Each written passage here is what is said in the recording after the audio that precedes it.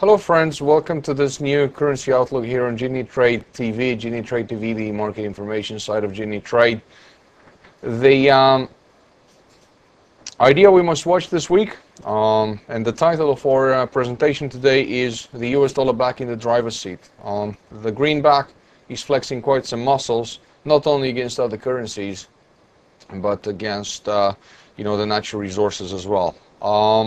So basically, in terms of currency markets, what you have to continue to watch again is an idea we presented, I think, for the first time late in 2007.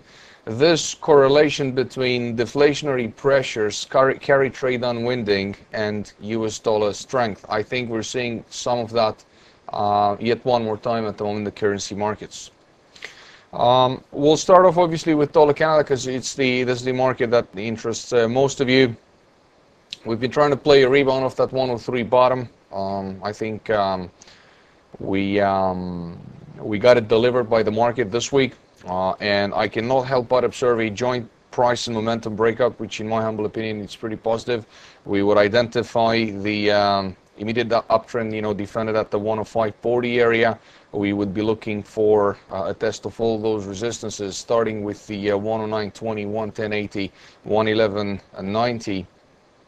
Unless we get some type of bearish surprise, in the coming week, and unless we demolish this immediate uptrend, which is otherwise, looking to be pretty potent at the moment. In the daily time frame, also something very significant to observe. I had told you, in the previous currency outlook that, previous resistance is likely to become support. That was indeed the case. A very simple technical concept which really worked out very nicely this time around.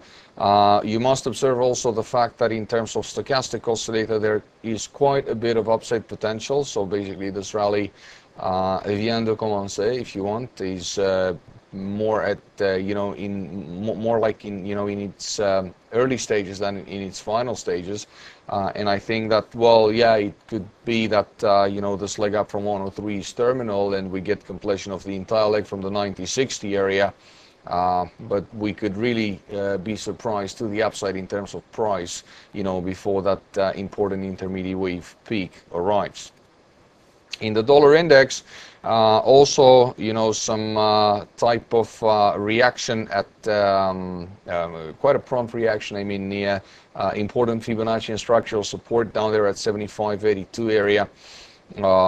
Prices basically trending high at the moment. An idea that you will defend against the 78.34, 79.04 supports.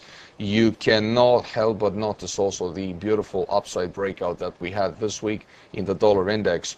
I think barring whatever ups and downs with intermediary corrections of various sizes, small sizes in fact, basically the trend in the dollar remains up at this stage. Only a drop back below the 78.34, 79.04 will destroy the immediate uptrend and call for a more time-consuming consolidation phase in the dollar index. And finally, you remember that we had this discussion how as liquidity contracts and expands in the global financial system, obviously for some mass psychological reasons, basically something tends to be happening with the carry trade crosses, basically cross-currency pairs in which people are trying to borrow the low-yielding currency and buy the high-yielding currency. So an example of carry trade cross rate, actually the most extreme, would be sterling yen, because obviously the interest rate differential between the sterling and the yen is the biggest. You also have things like sterling Swiss, euro yen, which also have pretty nice interest rate differentials between themselves. But the real case, in my opinion, remains sterling yen, and in that respect, this market remains under pressure at the moment.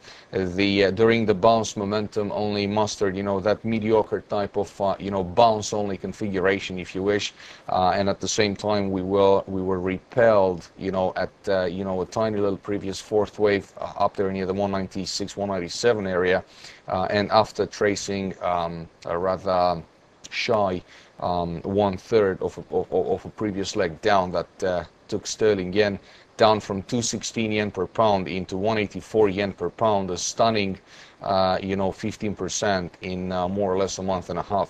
So I think this combination of natural resources under pressure, Canadian dollar under pressure, Aussie dollar under pressure, euro under pressure, US dollar flexing muscles against pretty much everything else, and obviously with equity markets which are still in trouble, with still clogged credit markets, is hinting that issues are still there, and that deflationary pressures continue to mount. We may get some type of a relief further down the road in the next couple of months, but as it stands now, it doesn't look very positive at all. So bottom line for today, folks, it would be that the US dollar is the king for now. We'll see for how long. For now, it's doing quite well.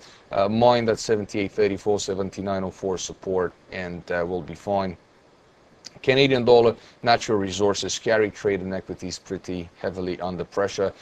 As a matter of fact, treat like the well-being of the US dollar is inversely correlated with the well-being of this, foreign currencies, natural resources, carry trade and equities. So for as long as the US dollar continues to remain strong, I would caution against getting too optimistic on equity market rebounds or on carry trade rebounds, or for that matter on Canadian dollar weakness.